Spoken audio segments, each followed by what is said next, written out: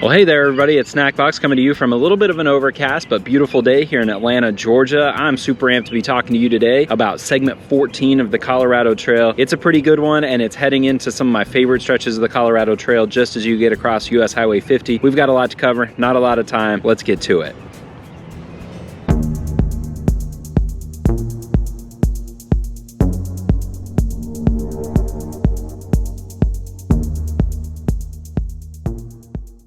So segment 14 of the Colorado Trail goes from the Chalk Creek Trailhead to US Highway 50. That's an important sort of distance between the two because it's going to really indicate quite a bit of the tips that I'm going to talk about today. Segment 14 covers 20.4 miles. It goes up in elevation about 4,000 feet and down in elevation about 3,500 feet. Those are pretty important, and the other thing to know about that is even though you're losing 500 feet over the course of the segment, you're actually going to be staying pretty low throughout the course of this 20 miles. So it's a really important segment to be paying close attention to water and hydration. What I remember of this segment is that it is very hot. Hot. In the parts of the segment where you end up with some tree cover, it's often near quite a bit of the water sources, so there tends to be some humidity there as well. And then you end up out in a little bit more exposed. You get a lot of sunshine at this point, so you need to be very aware of that as you're working your way through segment 14. So ultimately, my number one tip for this whole segment is to pay attention to heat and sun exposure. However you're going to approach this, think about breaking up that hike.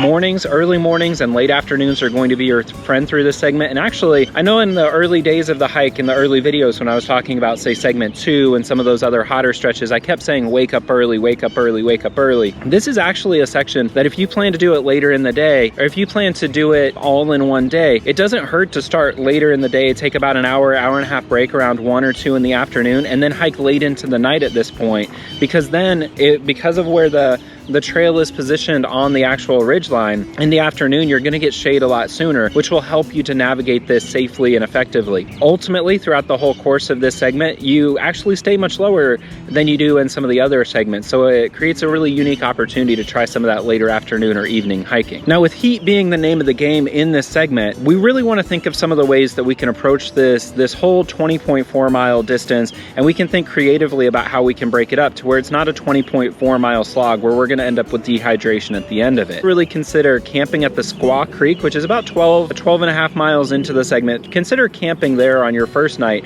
and then waking up super early the next night. You can then summit 2 14ers reasonably all before lunchtime with Mount Shavano and Tabagish,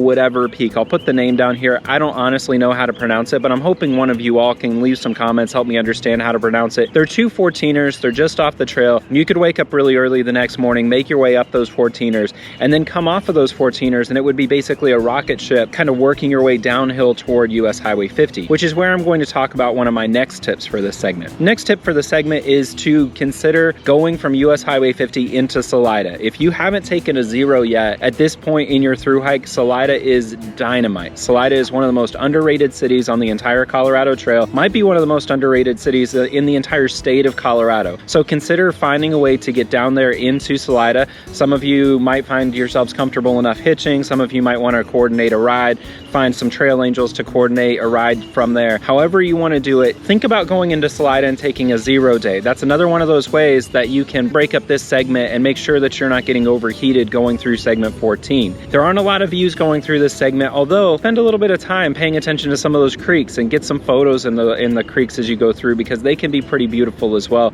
They have a lot of little spots hiding for you there to kind of check out some of that micro scenery, I guess we're going to call it. This is a little bit faster segment. We're going to have a lot more detail coming to you soon when we talk about segment 15. Segment 15 is really, I mean, it really is one of those sort of benchmark moments for a lot of hikers, because you're going to head up to Monarch Pass, which is one of those really incredible spots. All your friends who went west, they're going to rejoin you there, and you've got some really beautiful hiking ahead with some challenging stretches, but you also have a few stretches where, for those of you who are starting to get your trail legs, those are going to be really, really dynamite spots for you to test them out and see if you can do some bigger stretches or some bigger days through those stretches. So I'm excited for you. I think you're doing great so far, hopefully. Hope you're feeling more confident. I know a couple of people mentioned that they were in the comments, and I hope that's the case. Let me know below if you have any questions or anything you want me to cover as we start moving our way through the second half of the trail.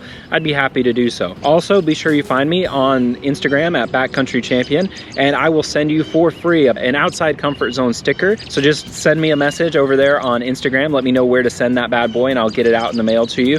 And finally, if you find this information helpful, I hope that you'll click like and subscribe, especially that subscribe button has been really helpful in building this community and getting the word out on Outside Comfort Zone to other people, and really finding like-minded folks who are all excited about this hike and ready to learn more tips and tricks for making their way safely from Denver to Durango. So I appreciate all of you out there. I've had a great time getting to know you, and I'm looking forward to meeting many of you on the trail. And apropos, today I'm filming, it is 100 days from when I launch on June 30th. So I'm super excited about that. If you're launching on anytime in late June, early July, now's the time to go ahead and start hitting some practice hikes or put on a backpack. Overuse injuries early in the trip. You don't want something like that slowing you down, because truly the Colorado Trail is the most beautiful long trail in America. I believe this through and through.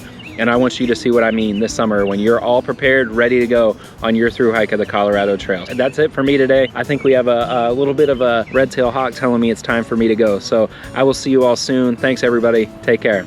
A snack box out.